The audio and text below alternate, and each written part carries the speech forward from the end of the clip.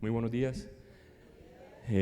Primero que todo, muchísimas gracias, Jairo, al rector, al colegio por la confianza, por la invitación y ustedes, obviamente, por estar aquí en un tema tan complejo. Voy a hablar un poquitín rápido, así que si hablo muy rápido me hace seña, pero es muchas cosas en poco tiempo, entonces quiero ir como, pues, me alcance.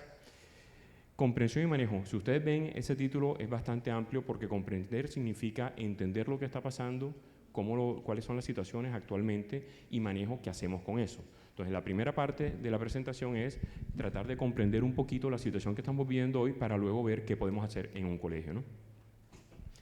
Primero, contexto. Súper rápido. Si ustedes ven en la presentación, en la primera línea está resaltada la palabra posibilidad. Y a mi criterio, yo tengo 52 años y trabajo con adolescentes y adultos jóvenes desde el año 96, 97. He visto muchos cambios, son casi 30 años trabajando con jóvenes y para mí es indispensable entender esta palabra en el contexto de hoy. Sin esa palabra, a mi juicio, ni siquiera deberíamos aproximarnos a entender a un adolescente o a un adulto joven hoy en día. ¿Por qué? Porque ni tú ni yo, cuando tú y yo éramos adolescentes, teníamos un mundo de posibilidades como el que existe hoy. Yo siempre pongo varios ejemplos, voy a poner uno súper simple. Cuando yo era niño habían 2 canales de televisión, aquí hay gente mayor que yo, gente menor que yo, algunos se acordarán, para algunos era peor que lo que voy a decir, el canal 11 y el canal 13, blanco y negro, sin control remoto, la decisión era o el A o el B. Tú reconoces ese movimiento porque tienes la edad y tiraste la cédula ahí de malas, ¿sí? Pero la decisión era fácil, 50-50. Hoy, en tu celular, si tú tienes Netflix, o Amazon Prime, o HBO, o Disney, o 2 o 3 de ellas, sin exagerar, en el mismo segundo donde tú y yo teníamos 2 opciones, hoy en día puedes tener 30, 50,000 o más opciones. Si lo hiciera, tendría que dedicarme el año entero para dedicarme un día a cada uno de ustedes. Es imposible que yo lo pueda hacer en cuestión de unas horas, de una semana, por tiempo. Entonces, ¿qué es lo que está penalizándose mucho hoy? La intimidad en las relaciones. Y por intimidad, por favor, no relacionen eso vagamente con algún tema sexual. Intimidad me refiero a que yo sea capaz de abrirme a otro ser humano y sentirme compartido en lo que siento y pienso por otro, o compartir abiertamente como acompañante de la experiencia íntima de alguien. Y eso se va perdiendo. No en vano la sensación de soledad hoy es tan grande. Y en la APA, en Estados Unidos, se está contemplando, no creo que lo vayan a hacer, no sé, pero se está contemplando si alguno de los trastornos a futuro que se piensen para el DSM-6 puede ser trastornos por o que tengan que ver con soledad. Eso no es en vano. Cuando se utiliza el chat para decirle yo qué le digo a mi novio, Dios mío Jesucristo. Cuando le utilizo el chat para que me haga terapia, no me estoy aprendiendo a relacionar con nadie.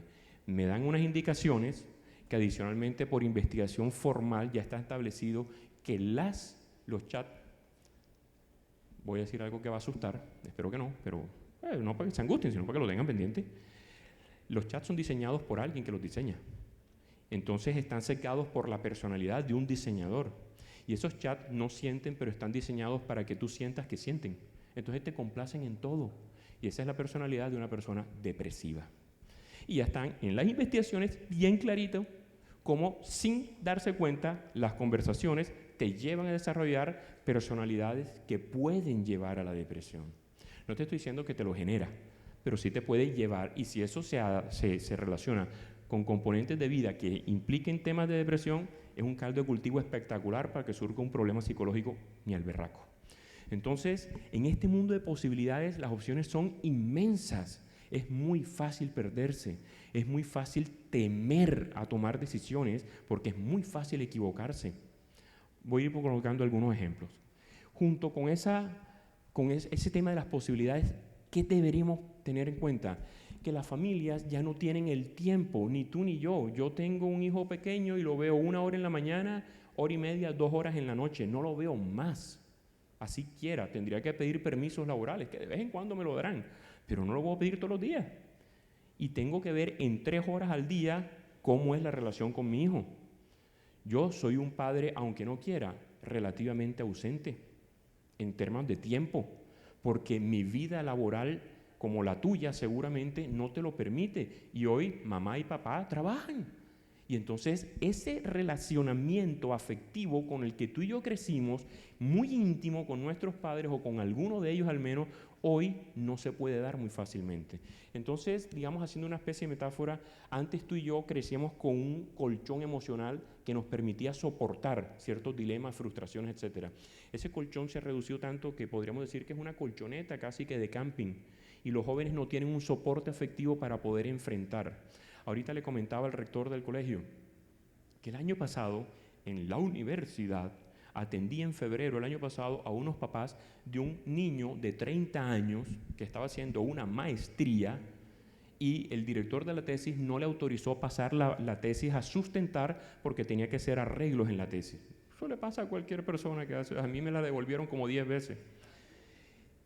Y los papitos de ese hombrón de 30 años pusieron una tutela porque eso le iba a traer graves problemas de ansiedad a su hijo. Y me tocó atender al hijo callado en la oficina con dos papás peleando por la salud mental de su hijo. Yo decía, Dios mío, esto es un hombre de 30 años. ¿Qué hace ese tipo en el mundo laboral cuando tenga un problema? Papi, o sea, ¿qué va a hacer? ¿Sí? La verdadera generación de cristal no son los jóvenes, son las mamitas y los papitos, que evitan que un joven aprenda a desarrollar potencial, que aprenda a asumir consecuencias, que aprenda a saber que hay límites, que aprenda a enfrentar frustraciones, a que sepa que es normal aburrirse y salir del aburrimiento creativamente haciendo qué. Eso que estamos impidiéndole hacer por sentirnos bien y para mostrar socialmente lo buen papá que soy, nos estamos tirando a estas generaciones, ¿no? Y tenemos además el descaro de decir es que esa es una generación de cristal. Hemos creado una generación de cristal que es distinto, ¿no? Perdonen si soy muy fuerte en esto.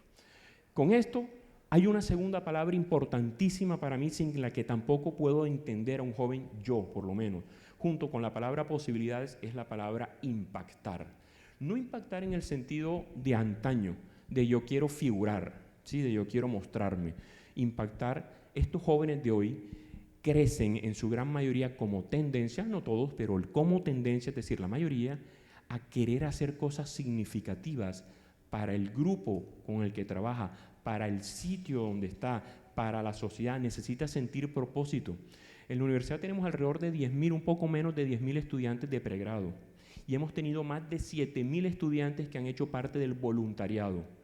Un dato simple, no es el gran dato científico, pero simple para mostrarte que no estamos ante una generación apática, que estamos ante pelados que quieren hacer algo por ti, por mí, por la sociedad, y que son pelados que se van a limpiar las playas de la ciudad y que se van a hacer una cantidad de cosas, ¿no? Entonces, no son jóvenes que no saben qué hacer, jóvenes que están necesitando. Alguna vez me contrataron de un banco muy importante aquí, el gerente regional, para que lo orientara qué hacer con los pelados, porque, pelados para nosotros, porque la mayoría de ellos, de los empleados de ese banco, tenían alrededor de 20 y pico, estaban entre 20 y 30. ¿Y qué hacer con ellos? Y creamos algunas actividades donde ellos pudiesen comprometerse con el ambiente donde está ubicado el banco, limpiándolo, comprometerse con campañas de salud, comida nutritiva, higiene, hábitos de comportamiento sanos. ¿Qué tiene que ver eso con análisis financiero, que es para lo que estaban contratados? Nada, pero sin eso no se comprometen en su trabajo y haciendo eso tienen un sentido en el cual les permite hacer mejor lo que están haciendo, ¿no? Entonces estamos ante una generación necesitada de sentirse valiosa, escuchada, de querer ser propositiva. Pero yo conozco pelados que no. Obviamente, habrá muchos que les importará 5, pero como tendencia van a encontrar un grupo increíblemente interesado. Por lo menos es lo que yo veo con lo que he trabajado y con lo que recibo, ¿no? Entonces, ojo, impactar, porque eso implica desafíos. ¿A dónde nos lleva esto? A varios dilemas. Yo he identificado en mi vida profesional como psicólogo alrededor de 6 dilemas. Estos son, a mi juicio, no sé dónde ponerme para no quitarle la visión a algunos, pues si me pongo acá. Estos 2 dilemas para mí son los más importantes, los principales, especialmente el primero. El segundo ya implícitamente medio lo mencioné. ¿Qué significa el primero? Estamos, acuérdense, contexto, En un mundo donde no tenemos el tiempo necesario para desarrollar vínculos afectivos muy fuertes y sólidos con nuestros hijos, con los muchachos, etcétera, ¿no? Y estamos en un mundo de redes sociales donde las relaciones son inmensas. Alguna vez, yo pongo este ejemplo acá ratito también, estaba trabajando en Bogotá y atendí a una muchachita, tenía 13 años en un colegio que tenía dificultades interpersonales y la muchachita me decía, yo tengo un novio, Alberto, pero no sé si es el hombre de mi vida. Yo, hay niña, 13 años. Pero ella me decía, ¿qué tal que yo por estar pendiente de él no vea a todos los otros? Y yo decía, ¿pero cuáles son todos los otros? Los que tengo en redes. Y ese tenía como 700 personas en redes. La decisión no es fácil, entre 1 o 700. Además que en redes, bacanísimo. Porque tú estás ahí aburrida mirándome a mí, hablando un poco de vainas, el viejo pendejo ese, y estás ahí y te tomas una foto capacitándome. Y sales así bacanísimo en redes, sales chéverísimo. Porque en redes tú te relacionas con una parcelita de la persona, no te relacionas con la completud, no te relacionas con el estado de ánimo, con sus miedos, con sus gustos y con sus intereses. Entonces no aprendemos a relacionarnos con un ser humano. Pero adicionalmente todo el mundo entonces se ve espectacularmente interesante, atractivo. ¿Cómo me decido yo entre 700 personas? Pues puchiga, nadie va a ser capaz de hacer eso. Entonces la sensación de soledad, si no hago parte, si no estoy ahí, es muy fuerte. En un mundo de redes, si no estoy, la sensación de soledad no es algo nuevo porque en nuestra adolescencia también existía, pero nunca con el nivel de intensidad con la que se está viviendo hoy como tendencia, la sensación me refiero, ¿no? Entonces, ¿cuál es el dilema fuerte? Quiero relacionarme, pero no sé cómo hacerlo, porque temo la soledad. Temo la soledad, no quiero quedarme solo, pero no sé cómo carajo relacionarme contigo. Y si lo sé, me da pánico hacerlo. ¿Dónde quedo? En un limbo, temiendo a la soledad, pero estando solo porque no sé cómo relacionarme íntimamente. Íntimamente. Ese dilema está destruyendo significativamente porque está en la base de la gran parte de los trastornos de ansiedad y de depresión que estamos teniendo.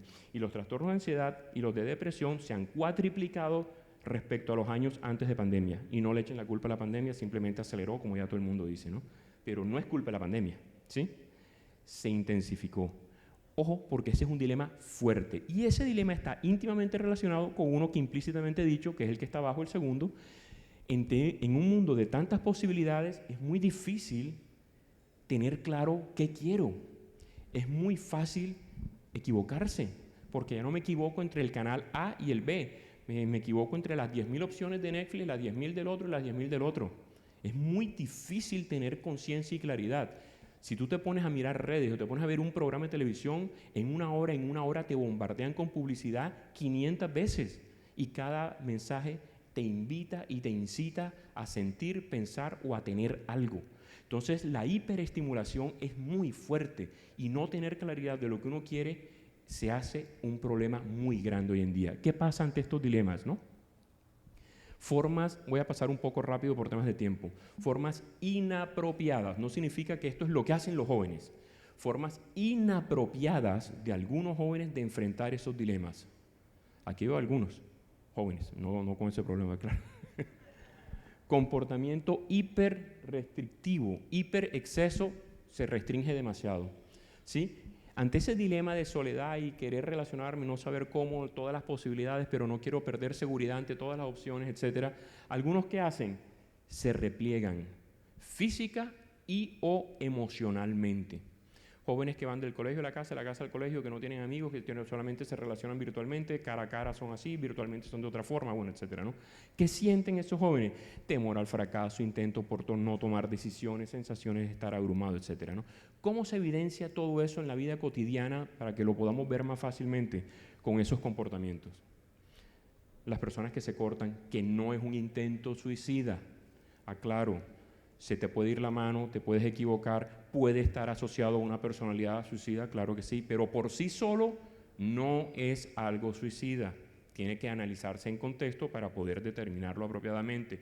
Ojo que a veces psicopatologizamos algo que no debe, o sea, sí es un trastorno obviamente, pero no es necesariamente un trastorno de suicidio, a lo que me refiero, que tenga que ver con suicidio. Suicidio, las personas hiperrestrictivas tienden a pensar en estas ideas de forma lenta, fríamente, lo predicen mucho, fríamente lo planifican, difícilmente detectable una personalidad suicida con estas características de personalidad. Así seas la psicóloga o el psicólogo más espectacular del mundo, si el pelado quiere, no te la vas a pillar. Apatía, ausencia de vínculos afectivos profundos, futuros trastornos posibles, depresión, esquizofrenia, etc., ¿no? Esa es una forma, cuando me repliego mucho, cuando tengo el contacto interpersonal, para decirlo de una forma extremadamente simple. La segunda forma, lo contrario, no me repliego, sino al contrario, me boto hacia afuera, como me decía alguna vez una mamá, hiperexpansión. No enfrento el problema limitándome, sino abusando de la libertad, en otras palabras, ¿no? ¿Qué hacen estos jóvenes? Cambio constante, lo que los motiva es estar en la novedad. El estar en lo mismo es un tremendo aburrimiento para ellos. Tienen necesidad de nuevas opciones. Alguna vez he trabajado con varios, pero alguna vez trabajaba con un joven adicto a los videos. El pelado veía Snapchat, los shorts de YouTube, bueno, etcétera. Veía de todo, TikTok. Y este pelado tenía problemas de sueño, por eso va a terapia, porque se estaba durmiendo alrededor de 2 o 3 de la mañana todos los días para levantarse tempranito para venir al colegio. Un pelado escondido en la cama. Entre 10 de la noche y 2 de la mañana, videos de 20, 30 segundos. ¿Cuántos videos ve un pelado en una noche? Díganle a ese pelado que se quede viendo una película. Mientras está en una película, está con la cabeza todos los cientos o miles de videos que se le están pasando y que está dejando de ver y está quedando por fuera de la red. Además que eso a nivel fisiológico te genera dopamina y una cantidad de cosas que son las mismas sensaciones fisiológicas o muy cercanas, a las que se genera en cualquier tipo de adicción a cualquier sustancia psicoactiva. Yo trabajo con adicciones, trabajaba desde hace más de 20, 30 años. Y ahí entonces genera un caldo de cultivo muy fuerte donde el joven necesita impulsivamente estar cambiando. Lo novedoso, la novedad, ¿sí? Quedarse en una sola cosa es muy difícil. Por eso, seguramente en el colegio ustedes pueden ver algunas dificultades que se ven hoy que antes no se veían. A mí, en mi generación, probablemente a ti, no nos costaba mantener la atención en una clase por mucho tiempo, porque era un estímulo a la vez. Hoy en día, en un mundo hiperestimulado, los jóvenes tienen muchos estímulos. Entonces tienen el computador abierto con el libro de química, pero tienen Spotify, Snapchat, el otro, el WhatsApp, no sé qué cosa. Entonces tú le dices, pero cierra ese pocotón de cosas, haz la tarea en 1 hora y te queda el resto de la tarde para que molestes. Pero no es capaz de concentrarse en una sola cosa por más de 15 o 20 minutos. Y por eso tiene que estar brincando de una cosa a la otra. Por eso el rol docente hoy es tan exigente y tan complejo. ¿Cómo se evidencia esto en la vida cotidiana? Jóvenes muy individualistas porque están pendientes nada más de conseguir todas esas iniciativas muy rápido. Eso les genera mucha impulsividad y mucha agresividad. Puede haber ideación suicida, pero no es tan fría ni calculada como la anterior, sino que es, al contrario, muy impulsiva. También es difícil de detectar porque ocurre de un momento a otro. Entonces, si se quiere suicidar, la tenemos difícil. ¿Qué ocurre? Indistintamente, esas no significa que son las únicas 2 maneras. Hay jóvenes que enfrentan esto de manera espectacular. Estas son las formas inapropiadas que yo he encontrado, aclaro, ¿no? Esas 2, las más comunes, digamos, ¿no?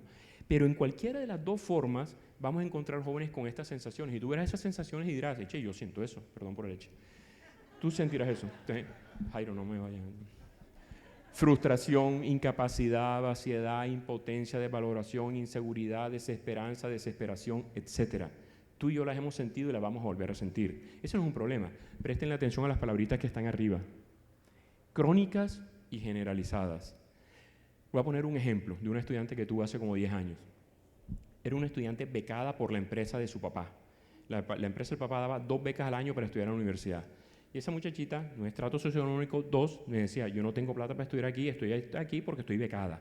Y conmigo, en la asignatura que estaba dando, yo tenía 3 exámenes, los 2 primeros eran bastante exigentes, en los 2 sacó 5, siendo 5 la máxima nota, y en el tercero sacó como 3.4, una cosa así. Y fue a mi oficina llorando, porque iba a perder la asignatura. Yo, pero ¿cuál perder? Si la llevas en 4 y pico. No recuerdo a alguien que haya sacado 5 en los 2 primeros exámenes, al contrario. No, pero déjame hablar. Y yo, en mi afán de protegerla, no la escuchaba. No, pero profe, déjeme hablar. Y yo, pues, puchiga, idiota, sí, claro, escúchala. ¿Qué tal que yo pierda el examen final? Y yo por dentro, no lo vas a perder, pero déjala hablar. ¿Qué tal que pierda el examen final? ¿Qué tal que pierda el promedio? Si me baja el promedio, pierdo la beca, porque la beca le exige un promedio mínimo. Si pierdo la beca, me quedé sin estudiar porque no tengo plata para estudiar en una universidad. Si me quedo sin estudiar, nunca tendré un buen trabajo. Mi novio es súper exigente y me va a zafar porque él no va a estar con cualquiera. En 30 pinches segundos, perdió el examen, perdió la asignatura, perdió el promedio, perdió la beca, se quedó sin trabajar, se quedó sin novio, en 30 segundos.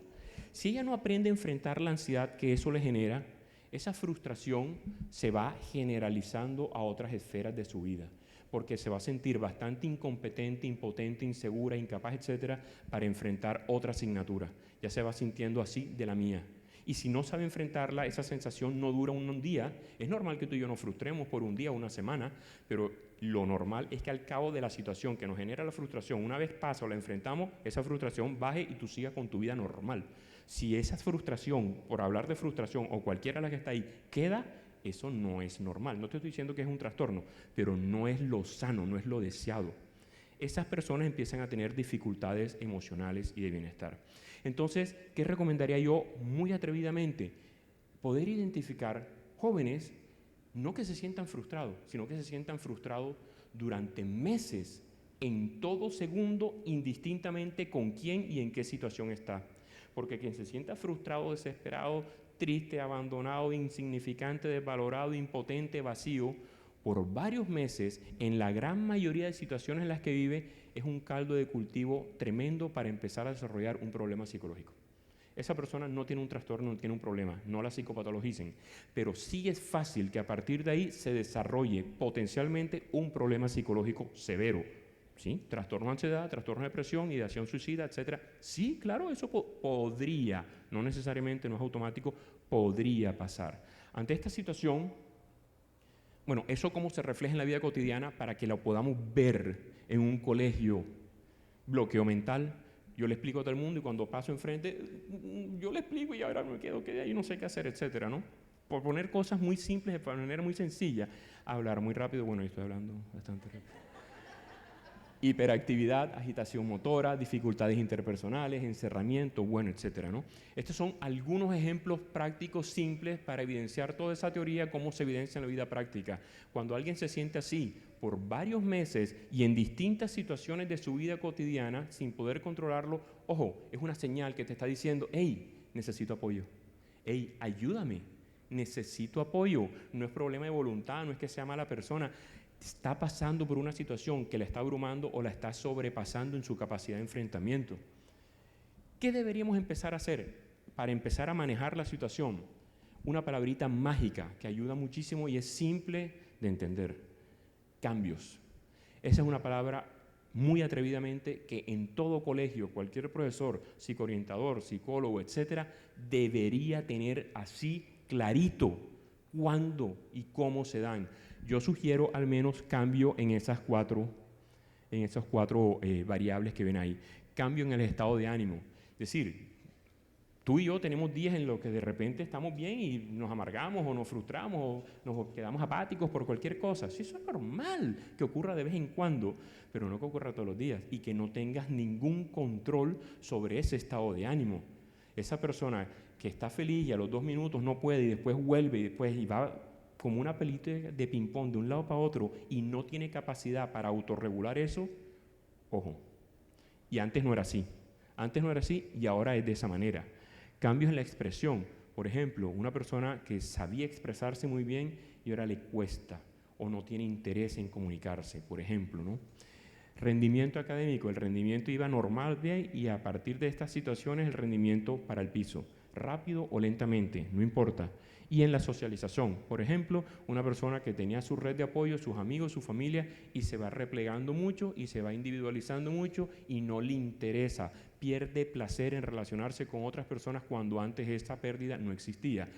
Con un par de cambios sostenidos en el tiempo, en cualquiera de estas variables, ojo, esa persona no tiene un problema, pero si no se atiende puede presentar un problema. Esa palabrita es clave. El profesor es una figura de oro ahí porque el profesor está en contacto con los estudiantes y puede ver esos cambios. No significa que el profesor necesita saber de psicología, no necesita saber de psicología, necesita acompañar, necesita estar pendiente empáticamente de sus estudiantes para poder identificar y definir la ruta. Hey, mira, por favor, yo creo que échenle un ojo, esta persona necesita ayuda, etcétera, ¿no? Algo tan básico como eso. Disfuncionalidad, no adaptación o satisfacción. Ojo, ¿qué significa eso? Estar pendientes en un colegio, en temas académicos, cuando el joven no es capaz de terminar la tarea en el tiempo que tiene que hacer. Que de vez en cuando te ocurra, sí, y eso le puede pasar a un buen estudiante, ¿no? Un pelado muy bueno, que sea perfeccionista, va a tener este problema. No va a poder terminar, porque, les voy a poner un caso, en la universidad, ahora mismo tenemos un estudiante que está peleando por ser probablemente el mejor saber pro de toda Colombia, por el puntaje tan tremendo que sacó. Pero son 5 categorías, en 4 no se equivocó en una sola, ¿sí? De 300 sacó 300 en las 4 y en una, en la de lectoescritura, le fue regular zongo. ¿Por qué? Porque se puso a corregir las preguntas que a su juicio no estaban bien diseñadas en su perfeccionismo. Tremendo, ¿no? Mira cómo se friega en la funcionalidad. Sacó tremendo puntaje, pero la nota hubiera podido ser literalmente perfecta. Pero eso no le pasa solo a una persona con problemas. A lo que me refiero es que eso le pasa a cualquiera. Eso no tiene nada que ver con que seas normal o tengas problemas o lo que sea, ¿no? A cualquier ser humano. Disfuncionalidad significa que no puedes hacer lo que debes hacer. Sencillo. Tienes que hacer una tarea y no te concentras. Tienes que estudiar un examen y la frustración es tan grande que no eres capaz de concentrarte. Puedes estar frustrado, pero una frustración normal implica que haces un esfuerzo, te concentras y estudias el examen. Pero esa frustración te impide adaptarte a la situación que estás viendo, ¿no? Y para el grupo de psicología de los colegios sugiero estar muy atento a las rutas de ansiedad, depresión, ansiedad, agresividad. La ansiedad siempre la vemos como un enemigo, la ansiedad realmente es una señal de la vida humana animal, porque los animales también les pasa en menor escala, digamos, en menor complejidad, pero también les pasa. Cuando nos sentimos amenazados, cuando algo importante para nosotros se ve amenazado, aparece la ansiedad y tú eres una persona perfecta y normal. Tú y yo sentimos ansiedad todos los días de la vida, sin ningún problema y no tenemos ningún trastorno. Eso es parte de la vida. Cuando esa ansiedad ante esa amenaza no sabemos cómo enfrentarla y no podemos defender eso que es valioso, que me genera ansiedad, la ansiedad empieza a pasarnos una mala jugada. Y es cuando decimos estamos estresados, es cuando tengo angustia, etcétera, ¿no? De forma coloquial. ¿Qué ocurre ahí? Que la ansiedad se puede transformar en depresión si a lo largo del tiempo se producen una serie de reacciones químicas y biológicas que van acompañadas de una cero disposición o una disminución de la disposición para enfrentar el problema. Entonces la persona llega, está tan ansiosa que intenta y no puede. Va a llegar un momento, haciendo una analogía, como en el boxeo, que tira la toalla.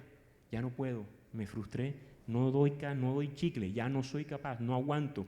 Esa persona tan ansiosa crónicamente y esa ansiedad que va permeando cada vez más rincones de su vida se hace tan insoportable que la persona siente que es impotente ante ella y esa persona termina deprimiéndose, sintiéndose incapaz, vulnerable, etcétera, ¿no? O puede ocurrir lo contrario, que la ansiedad se vuelve tan insoportable que una forma de defenderse de ella es volviéndose agresivo.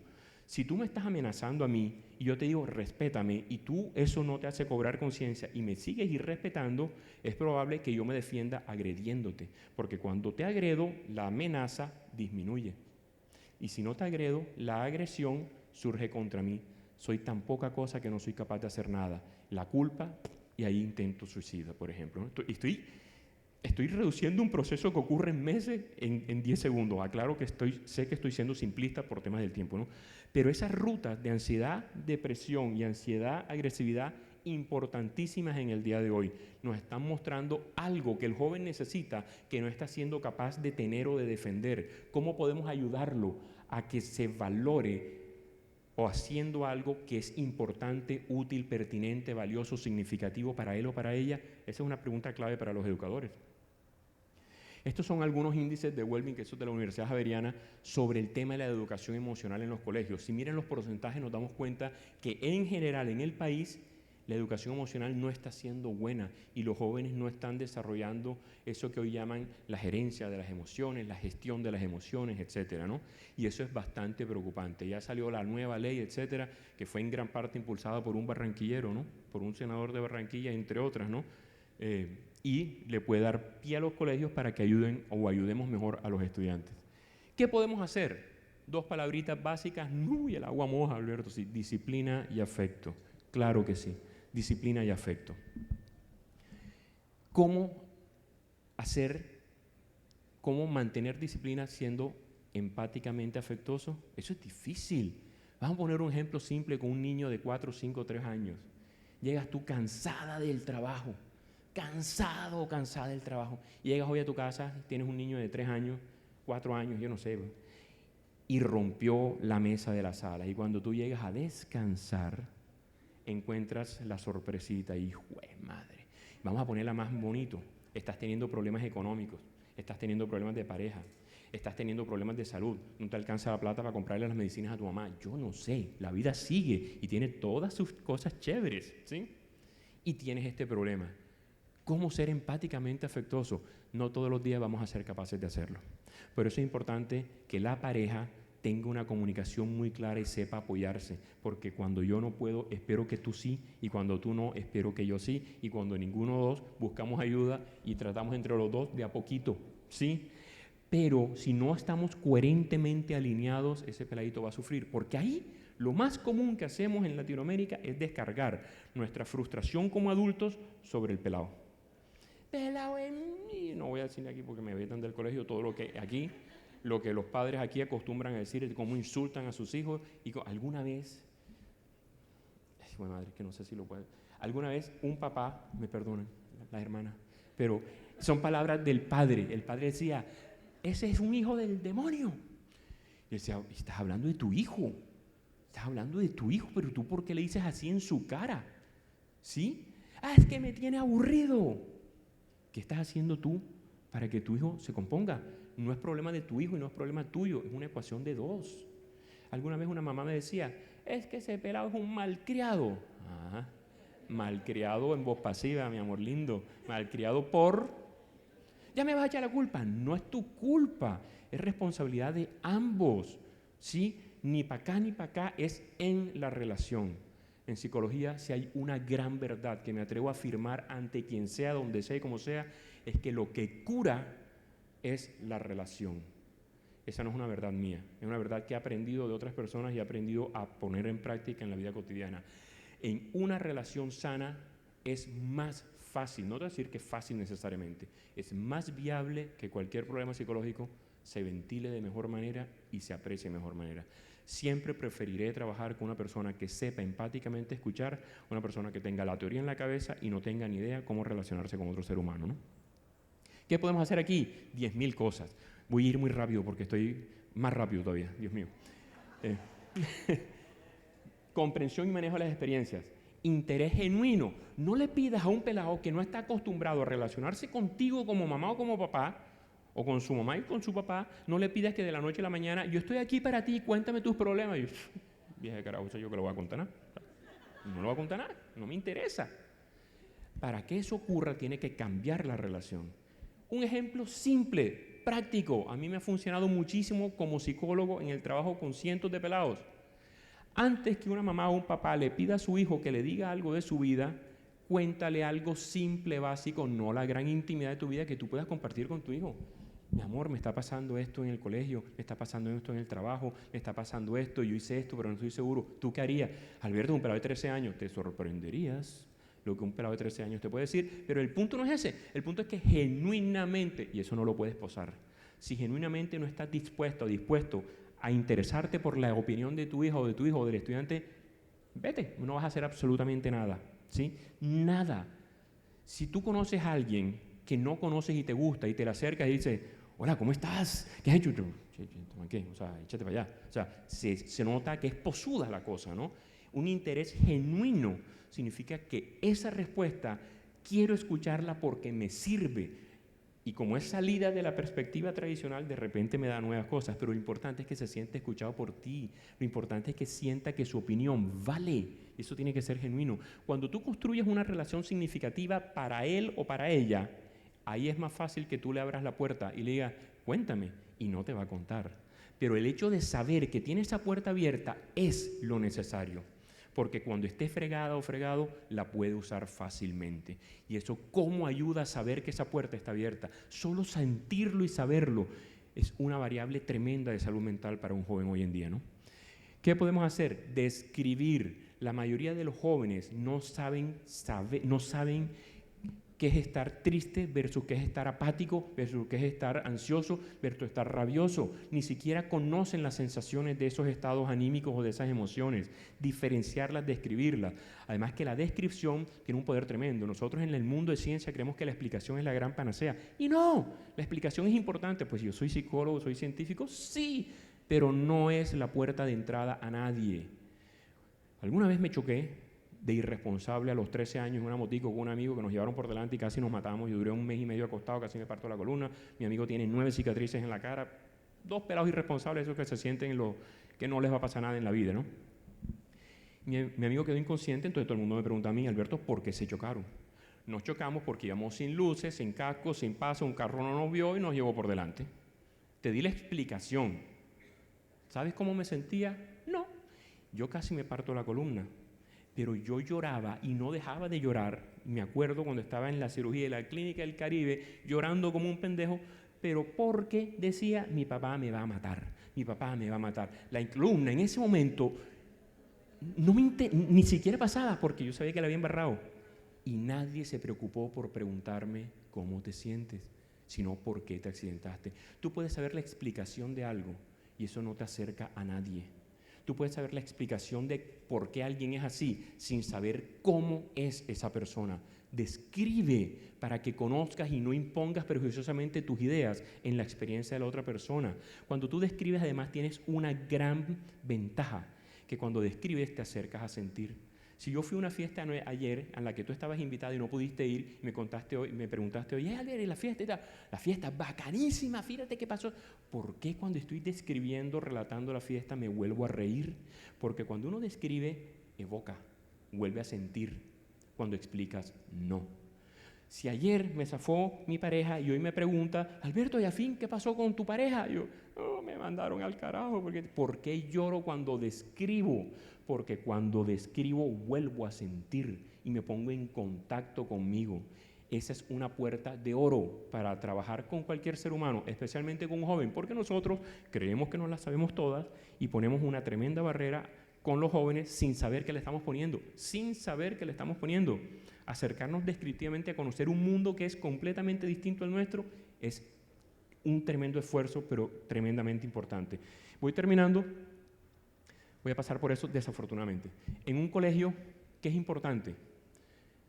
A mi juicio, no son los únicos temas. Yo los he encontrado como los grandes temas macro, pero pueden ser muchos y eso pueden variar de región a región. Aunque estos 3 temas veo que a nivel mundial están primando en todas partes, ¿no? ¿Qué le interesa a un joven? ¿Dónde puedes ayudarlo? Para ayudar a un joven no tienes que ponerte a resolver necesariamente un problema, cosa que también es necesaria, pero tienes que engancharlo en algo con lo que se sienta sano, feliz, capaz, para que lo jalone. Mientras más lo jalona, ese síntoma ya no necesita tapar. Pongo un ejemplo. Una persona consume marihuana excesivamente cuando especialmente tiene 4 sensaciones fuertes. Ansiedad en cualquiera de sus modalidades, tristeza, frustración y soledad. Son las 4 grandes sensaciones atadas a una adicción severa a la marihuana. Prevén el uso de la marihuana, quítale el uso de la marihuana y no resuelvas esa sensación y en 3 días está otra vez dándole igualito o peor. Cuando yo aprenda a enfrentar la sensación de tristeza o frustración o ansiedad o soledad, dejaré de necesitar la marihuana para taparla porque ya no necesito tapar nada. Eso es exactamente lo que hay que hacer aquí. Entonces, cuando tú coloques el tema de conciencia ambiental, de salud en la vida cotidiana, que casualmente no es casualidad, los 2 ejemplos que les ponía ahorita con los empleados jóvenes de los bancos, o el tema de emprendimiento e innovación, sobre todo con uso de redes hoy, con IA, etcétera, los jóvenes pueden aprender a desarrollar proyectos interesantísimos para su vida profesional y personal. Y cuando un joven se engancha con algo, va a desarrollar unas capacidades y un potencial que tú y yo no sabíamos que teníamos a esas edades y que ni tú ni yo ni nadie de tu generación habría desarrollado a esas edades de hoy en día, por lo menos desde lo que he visto, ¿no? Aprendizajes importantísimos entonces. ¿Qué podemos hacer? Acuérdense del dilema soledad, dificultad para relacionarme, temor a la soledad pero no saber cómo, posibilidades, impactar, etcétera, ¿no? Hay cosas básicas que podemos hacer en un colegio para educar emocionalmente a un joven. Diversidad de ambientes, por periodos, trabajar, que cada joven trabaje en un solo proyecto, de alguno de esos temas u otro que encuentre atractivo, pero en otros momentos trabajar en varios frentes. Ojo, a veces en uno, a veces en varios. A veces en uno solo, a veces en varios acompañado. En uno con varios acompañado y de repente yo solo, para que el joven aprenda a tener límites, a asumir liderazgo, a ser autónomo, a poder adaptarse, a tener que conciliar, a tener que hablar, a tener iniciativas, al mismo tiempo adaptándose a las normas del grupo. Si no enseñamos a un joven a desarrollar autonomía al tiempo que aprende a adaptarse, va a tener serias dificultades en el mundo adulto y profesional, ¿no? Estas son formas básicas que la podemos hacer a la luz de las temáticas anteriores. Esos son ejemplos que yo sugiero, no significa que tienen que ser esos, aclaro, ¿no? Y termino con esta frase. Estamos en un colegio. Toda actividad pedagógica, cualquier colegio, desde primaria, bachillerato o incluso universidad, de donde tú quieras, hagas lo que hagas, cualquier iniciativa pedagógica, cualquier estrategia pedagógica, cualquiera, incluso las de IA que llevan al encerramiento individual, cualquiera se da en una relación, así sea conmigo mismo, pero todas se dan en una relación. Si la psicóloga o psicólogo, si la psicoorientadora o psicoorientador, si la profesora o profesor no sabe relacionarse con un joven de hoy, con los dilemas que tiene el joven, desde la perspectiva que lo tiene el joven, puede ser un experto en pedagogía, que nadie te va a escuchar.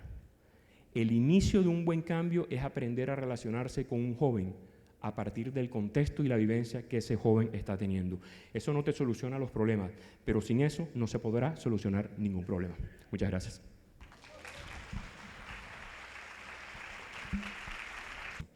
Les pongo un ejemplo. Alguna vez trabajé con un pelado, 14 años, cuando trabajé con él, y él me lo remite a un psiquiatra. El pelado estaba clínicamente deprimido. Ahora hago la relación del ejemplo con la pregunta. Él estaba clínicamente deprimido, y el pelado me lo describe de la siguiente manera. Imagínate, Alberto, que yo estoy tirado en el piso de un cuarto y las paredes del cuarto son de lodo. Yo trato de escarbar y salir y no puedo. Ya me aburrí, ya me cansé, es insoportable, me siento una pantufla, tratando de salir y no poder, porque cada vez que intento salir y no lo logro, la sensación de tristeza, de depresión, de insuficiencia, de desvaloración, de insignificancia es tan grande que me deprimo. Ya prefiero quedarme aquí tirado, triste, pero seguro. Esa es una experiencia muy simple de describir, no es así tan solo eso, pero en pocas palabras, una experiencia matizada por la tristeza severa. Si a ese pelao yo simplemente me dedico a tratar de conocer cómo se siente tirado en el piso, qué es lo que ocurre cuando sale, tal, y nunca exploro aquello que al pelao le hace brillar los ojos, ese pelao nunca sale de su depresión, así esté muy bien medicado psiquiátricamente. Un profesor, ¿qué le llama la atención de ser profesor? Yo hace 3 semanas le pegaba un regaño a algunos profesores allá. ¿Por qué? Porque algunos profesores sentían que a veces que la labor docente era muy difícil o que no, entonces esta clase la voy a terminar antes porque ya está muy pesado. Yo, ¿trabajas en una universidad? ¿Qué haces trabajando acá? ¿Qué haces trabajando acá? ¿Sí? ¿Para qué te hiciste profesor? Si hiciste profesor es porque estás interesado en tocar proyectos de vida.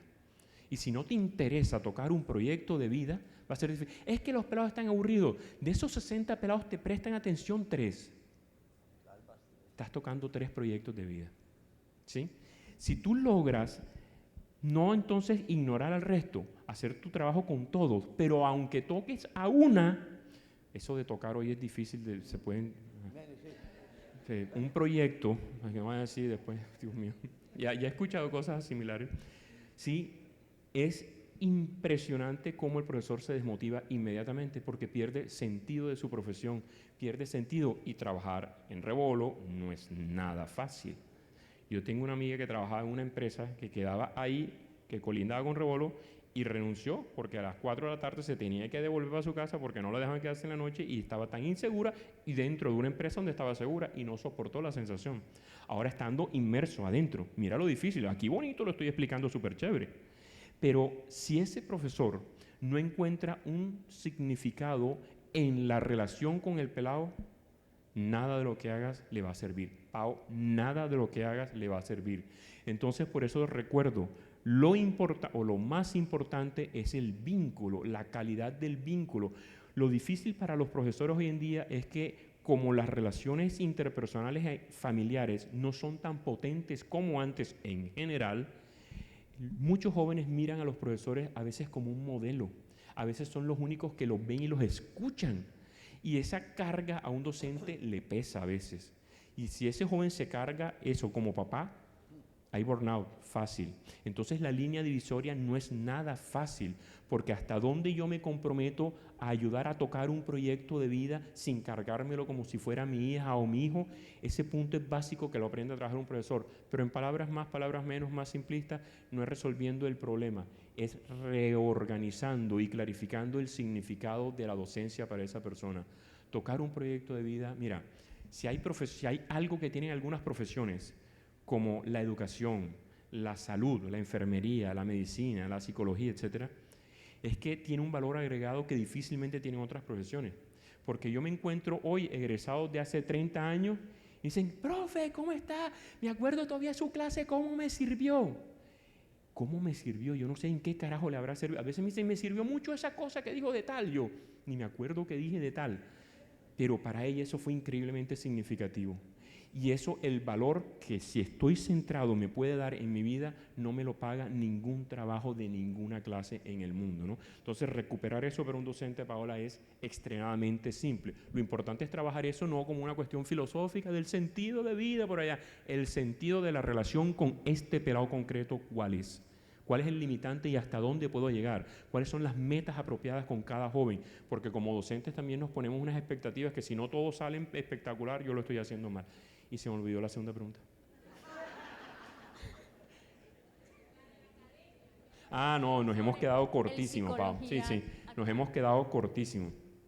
Te pongo un ejemplo de lo, pues yo no voy a hablar de la academia en el mundo. A nivel general te puedo decir que hay una deuda inmensa.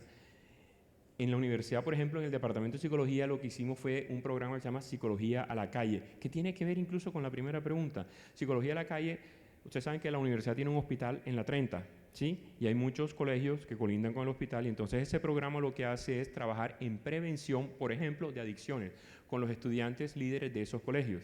Entonces, esos pelados se certifican, un certificado formal de la universidad en capacitación y prevención de temas de adicciones, y esos pelados replican eso en el colegio, ¿no? Ese tipo de labores son obligatorias. El consultorio jurídico entonces ahora es consultorio a la calle y se va a los barrios en vez de esperar que le lleguen al consultorio, porque cualquier persona del área educativa, social o de salud que no salga del salón, del consultorio, etcétera, vas a tener un impacto minúsculo respecto a la necesidad que existe hoy socialmente, ¿no? Entonces, en palabras simples, la deuda es en miles de billones. Pero ¿qué es lo que hay que hacer? Trabajar comunitariamente saliendo a la comunidad directamente, ¿no? Los convenios que se tendrían que hacer, por ejemplo, con instituciones como Fe y Alegría, deberían ser obligatorios para poder... Te estoy echando ahí una indirecta, ¿no? Doctor. Convenio allá con univoluntarios pendientes de firma.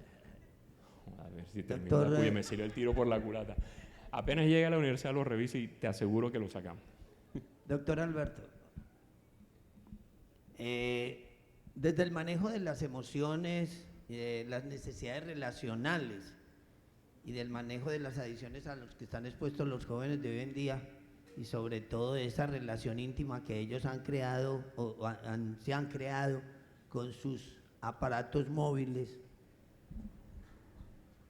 ¿los celulares en el aula sí, no y por qué? Vas a encontrar muchas posturas, vas a encontrar posiciones, vas a encontrar hoy en día, ya se me olvidaron los países, yo tengo una memoria súper mala, y ahí, si la memoria no me falla, van 8 países en el mundo que han prohibido formalmente por ley el uso de redes sociales en cualquier parte, así sea afuera, por un menor de edad. Generalmente 14 años es la edad, pero eso va variando un poquito, ¿no? Vas a encontrar colegios cero, vas a encontrar colegios con IA a tope. En la universidad que hemos hecho, el año pasado fuimos a visitar Finlandia, el país, porque el modelo educativo de Finlandia es de los más potentes del mundo para aprender qué estaban haciendo en ese tema en un país de punta, ¿no? En el mundo, ¿no? Y aprendimos un poquito de sus errores. Ellos al principio se quejaron, 0 celular, 0 inteligencia artificial, y los estudiantes casi les hacen huelga y les empezaron a decir, yo sé, es un contexto basado en la confianza, un contexto, ¿cómo lo envidio, Dios mío, basado literalmente todo en la confianza? Qué bonito. Y los estudiantes les decían, ¿por qué me tratas así de mal? Le decían a la universidad. Porque ya hay una herramienta de inteligencia artificial que me ayuda profesionalmente, ¿por qué no me ayudas a utilizarla para ser mejor profesional? ¿Por qué quieres que me vaya mal? Le decían los estudiantes. Visitamos 6 universidades y esa constante fue en 4. Y entonces aprendimos que es importante no reaccionar impulsivamente a las necesidades de mercado, pero tampoco estar de espaldas a ellos. Entonces, en nuestros planes de estudio, la sugerencia es, a partir de los objetivos de aprendizaje, de los resultados de aprendizaje declarados para cada asignatura de un programa, de un plan de estudio, de un año escolar, cuáles son los objetivos que se tienen, los resultados que se tienen, cuáles son las competencias a la luz de la misión que quieres desarrollar. Y a partir de ahí, en cuáles de esas asignaturas sería interesante incluir pantallas con o sin uso de inteligencia artificial, en qué momento sí, en qué momento no, no para reemplazar el pensamiento crítico, pero sí para ayudar a potencializarlo. Y ahí hago un paréntesis, el reto es mayúsculo. Pongo un ejemplo. Cuando yo hice mi tesis de pregrado, allá en los 90, yo tenía que buscar una información en Bogotá, en la biblioteca Luis Ángel Arango, y eso no había convenios ni nada. Me tocó irme en bus para allá, fotocopiar los libros, devolverme y cada libraco leerlo, organizarlo, priorizarlo, categorizarlo, contrastarlo, compararlo. Hoy en día, así rápido lo hace la inteligencia artificial. Entonces, ¿cómo desarrollo pensamiento crítico si los procesos psicológicos básicos ya ni siquiera se están desarrollando? Entonces, ¿cómo tenemos que ayudar a desarrollar esos procesos psicológicos básicos en una asignatura para yo poder pensar ética y críticamente? Es un reto tremendo para los colegios. Entonces, la sugerencia es, de acuerdo a los resultados de aprendizaje y declarados con las competencias que pretendan desarrollar, ¿en qué momento a lo largo del proceso académico sienten que es necesario usar esas herramientas o el celular incluso como una herramienta para desarrollar criticidad, para exponer al joven a dilemas reales de la vida, sociales, académicos o laborales, donde necesite éticamente tomar postura? En el mundo universitario, por ejemplo, hoy está muy en boga el tema de aprendizaje por retos. Entonces se invita a la empresa privada con retos reales que tienen a que diseñen los exámenes, las pruebas, los casos que los jóvenes tienen que resolver. Y a muchas empresas les interesa. En el ejemplo que les ponía ahorita de que acércate primero a tu hijo para escuchar y pregúntale, es lo mismo en un contexto laboral, porque estos pelados de 16, 20 años tienen una perspectiva novedosa, fresca, no viciada, que a las empresas, a algunas de visión, les interesa porque les dan opciones nuevas que no están viciadas por la historia que traen sus funcionarios, ¿no? Entonces, ¿hasta dónde llegar? Te voy a poner un ejemplo. Un colegio de esta ciudad nos contrató al Departamento de Psicología hace unos años para estudiar el uso de celular en la jornada académica o no. Entonces, se iba a quitar el celular y se quitó de 7 de la mañana a 2 de la tarde. Nosotros hicimos mediciones psicológicas antes de la medida, durante la medida y después de la medida. Medimos capacidad de atención, de concentración, relaciones interpersonales, manejo de la agresividad, reportes de los padres, ya hablaban con sus hijos en la comida, menos peleas, menos sanciones, todo mejoró la atención, mejoró la concentración, mejoraron las notas. Y el colegio volvió a usar el celular. ¿Por qué? Ustedes saben, lo dijimos aquí. ¿Por qué? Por los papitos. porque los papás presionaron tanto para saber que yo quiero saber cómo está mi hijo durante el colegio, que el colegio, a pesar de los resultados, lo volvió a implementar.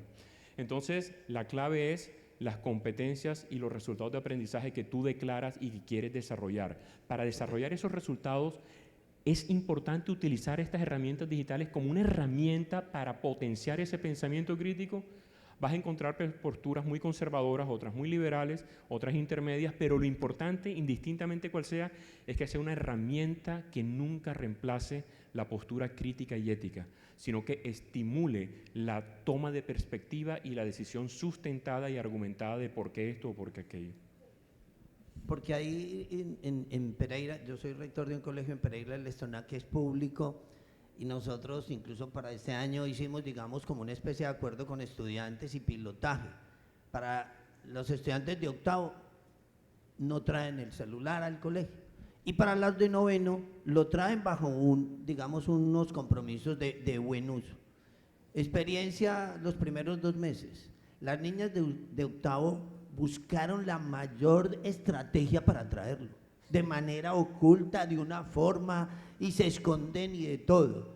Y las de noveno hacen mal uso del celular, no pedagógico, y siguen haciendo toda clase. Entonces uno dice, bueno, ¿qué hacemos las instituciones educativas cuando lo que buscamos en un objetivo próximo es formarlas? No solo en conocimientos, sino como también en valores y principios. Sí, claro. Donde se cae la confianza de pronto. Y vámonos a los papás, lo acabas de decir.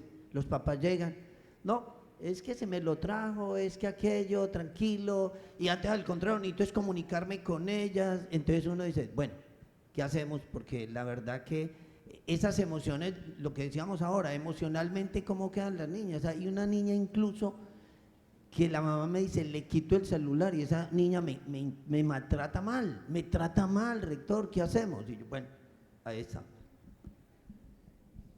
Ahí tienen que declararlo como colegio. Yo que aprendí, por ejemplo, trabajando hace 2 años con el ministerio, aparentemente me va a salir un poquito del tema, pero no, con el tema de inclusión, sí, con el tema de discapacidad, etcétera, ¿no? De cualquier tipo de discapacidad física, cognitiva, etcétera, ¿no? Y el Ministerio de Educación casi me traje a los funcionarios de ese tema aquí y para estudiar el tema con ellos. Y prácticamente nos regañaron y dijeron, ¿ustedes por qué están haciendo eso? Eso no es lo que estudiaron.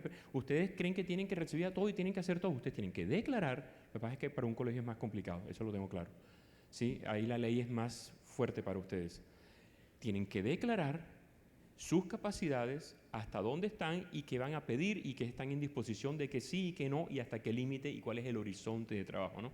Pero dentro de lo que la ley permite, la coherencia hacia adentro y hacerla explícita hacia afuera, es decir, hacia la comunidad de padres, es obligatoria para que tú tengas unas reglas armónicamente establecidas, ¿no?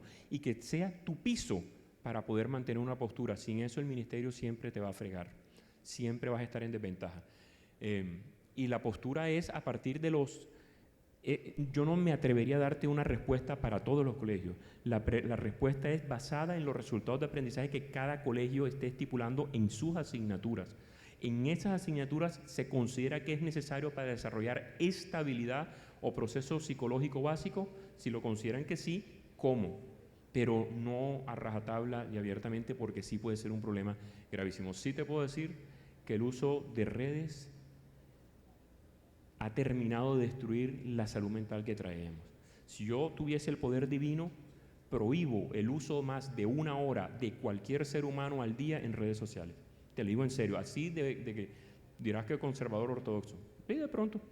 Pero simplemente por vivencia clínica de todo lo que observo, hay personas que pueden tener más de ese tiempo al día y no les pasa nada. Pero la línea es muy difícil, divisoria, de saber cuándo sí, cuándo no, porque eso es multivariable la cuestión, ¿no? Y el tremendo daño que nos están haciendo cuando eso se combina con sensaciones crónicas de soledad, de tristeza, etcétera,